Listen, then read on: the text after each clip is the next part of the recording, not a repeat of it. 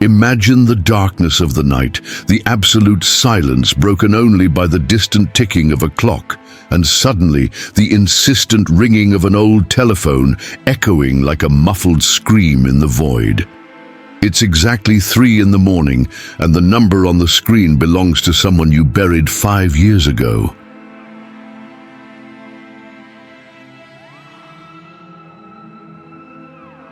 Would you answer? Or would you pretend it's just a bad dream, one of those that clings to your soul and won't let you sleep again? This is the story I'm about to tell you, one that makes me hesitate to share, because once you hear it, it might call you too, in the dark. It was a night like any other for Emily, or so she thought. At 3:20, she lived alone in an old house on the outskirts of a small town, surrounded by trees that whispered secrets in the wind.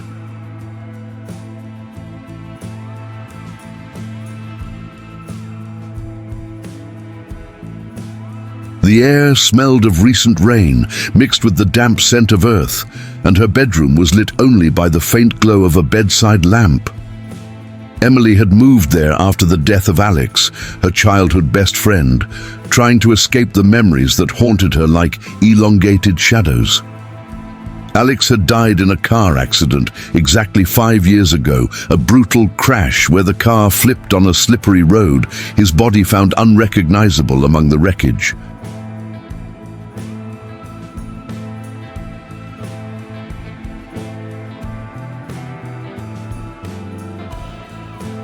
She still remembered the metallic smell of blood at the funeral, the closed casket, because no one could bear to see what was left of him. But that night, the past came knocking in a way no nightmare could prepare her for. The phone rang at 3 o'clock, sharp, not her modern cell phone, with its vibrant screen and endless notifications, but the ancient landline she kept on her nightstand, a relic from a bygone era, covered in dust and forgotten.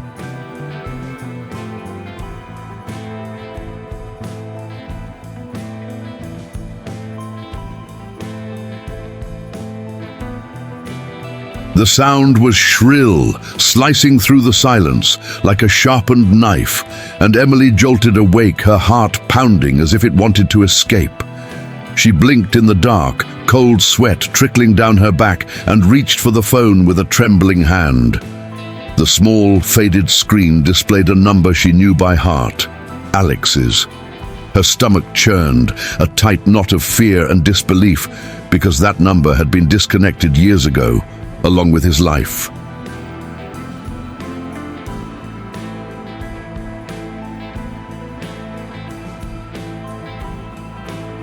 It must be a mistake, she muttered to herself, her voice hoarse and low, as if speaking too loudly might summon something worse. But the ringing persisted, insistent, almost angry, and against all reason, she answered. On the other end, there was a crackle at first, like the sound of wind over an open grave, and then the voice. Emily, it's me, Alex. The words came out slow, echoed, as if from a distant damp place, laced with a familiar accent she hadn't heard in half a decade. The air in the room seemed to grow colder instantly, a chill creeping up her spine like icy fingers. She froze, the phone pressed to her ear, smelling the musty odor that seemed to emanate from the receiver, mixed with something rotten, like freshly turned earth. "This isn't possible," she whispered, tears burning in her eyes, but the voice continued, low and urgent, as if time were running out. "I didn't die in that accident, Em. It was all a lie. They killed me."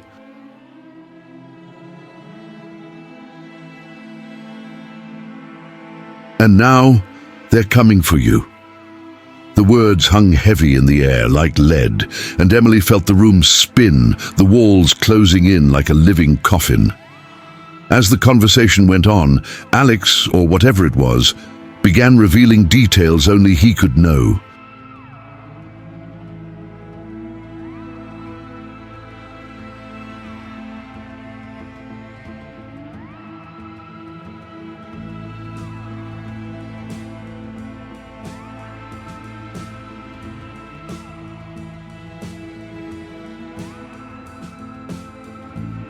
He spoke of the night they stole strawberries from the neighbor's orchard as kids, the sweet, forbidden taste still vivid in her memory. Of the secret tattoo on his shoulder, a symbol of their eternal friendship, something never mentioned in obituaries or funeral conversations.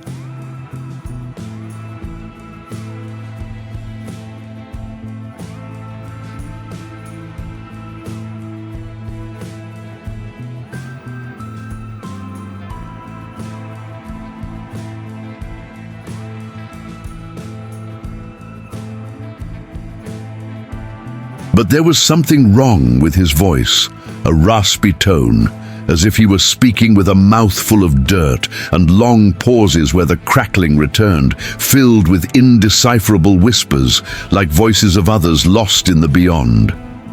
Emily curled up in bed, the blankets wrapped around her like fragile armor, her heart racing in her ears. "Why? Why now?" she asked, her voice shaking, feeling the cold air invade the room, condensing on the window like the breath of a ghost.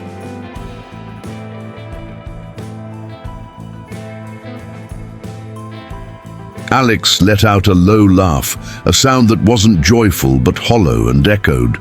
"Because the 5th anniversary is when they come back. I tried to protect you, but I failed. Remember the letter I sent you before I died? The one you burned without reading? Everything was in there." Emily's mind raced back to that crumpled letter that arrived in the mail days before the accident, the envelope stained and without a clear sender.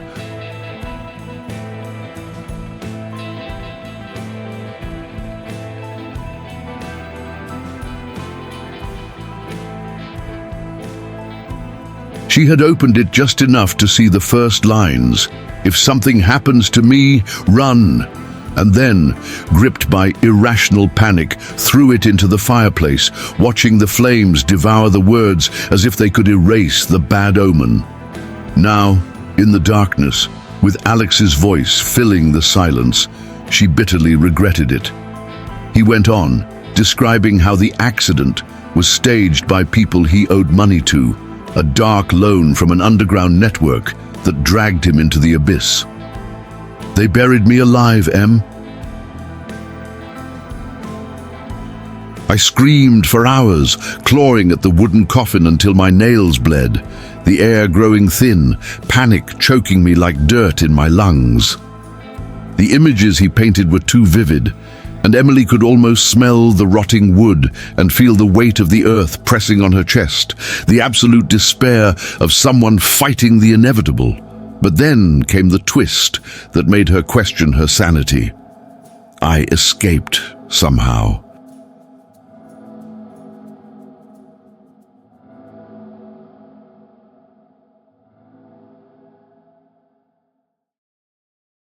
I clawed through the dirt with my bare hands, crawled out of the grave like a living corpse, but they found me again. And now I used my last breath to warn you. They know you saw something that night, something that could bring them down. The fear swelled like a wave, and Emily leapt from the bed, her bare feet touching the ice-cold floor, rushing to the window to peer at the empty street below.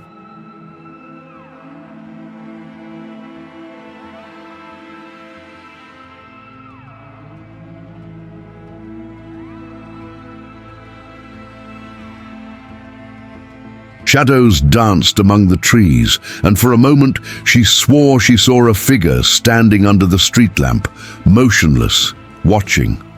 The phone still in her hand, Alex's voice grew weaker, interrupted by crackles, as if the connection were fading. "Run, Em. Take the car and go, but remember, at 3 a.m. I'll call again, if you're still alive." And then a sharp click, the silence returning like an oppressive void.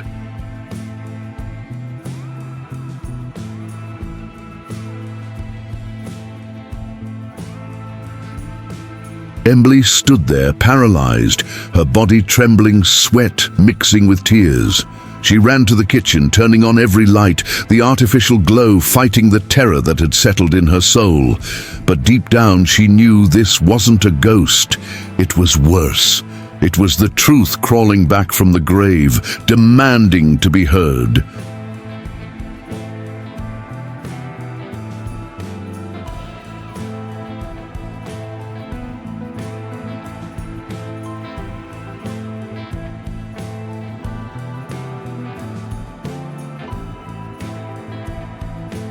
That same night, driven by a mix of fear and determination, Emily rummaged through old boxes in the attic, the dusty air filling her lungs, the smell of mold and old memories choking her. She found old photos of Alex, smiling with eyes full of life, and a diary he had left her years ago. In the yellowed pages, a quote he had underlined from an obscure book about the supernatural. "The dead do not rest until the living pay their debts," by Edgar Allan Poe, adapted to sound even more prophetic.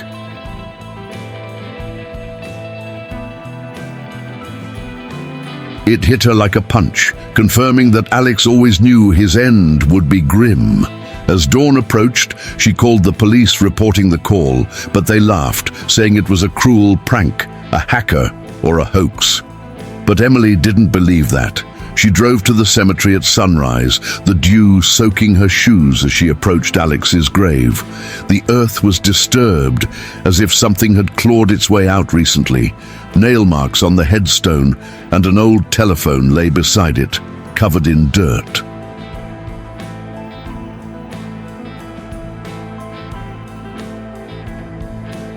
And it was there, kneeling in the damp grass, that the revelation came.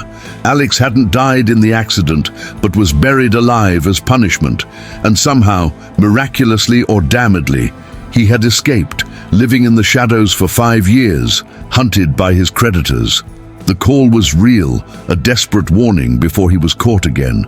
But the final horror. When she returned home, the phone rang again, at 3 in the afternoon this time, and Alex's voice whispered, "They got me, Em. Now it's your turn."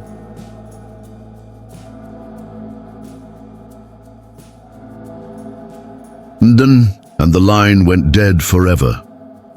Emily disappeared that night, and to this day the case remains open, with reports of mysterious calls to her friends, always at 3 in the morning. Do you think this is just a story? Or could it be that on some dark night your phone will ring with a number you buried in the past? If this sent chills down your spine, as if an icy finger brushed the back of your neck, it's because this story was meant to find you.